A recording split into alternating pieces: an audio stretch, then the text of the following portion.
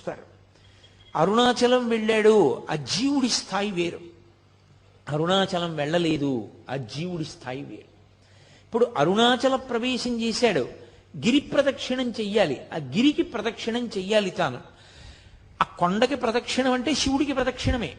ప్రదక్షిణం అన్న మాటకు అర్థం మీరు బాగా గుర్తుపెట్టుకోవాలి. ఏ బిందువు దగ్గర మీరు బయలుదేరారో తిరిగి ఆ బిందువు దగ్గరికి వచ్చేయాలి. కుడి చేతి వైపుకి మీకు కొండ ఉండాలి, ఉండేటట్టుగా తిరిగి రావాలి. అలా తిరిగి వస్తే దానికి ప్రదక్షిణం అని పేరు. ఆయన అన్నాడు, కలియుగంలో ఈ అరుణాచల పర్వతం చుట్టూ ఎవరు ప్రదక్షిణం చేస్తారో వాళ్ళందరికీ కూడా 100 అశ్వమేధములు 100 వాజపేయములు చేసిన ఫలితం వేస్తాను. అశ్వమేధయాగం అసలు నిజానికి కలియుగంలో లేదు. కలియుగంలో అశ్వమేధయాగం సంకల్పం చెయ్యడానికి అధికారం లేదు, చెయ్యకూడదు. ఎందుకంటే నిషేధింపబడింది.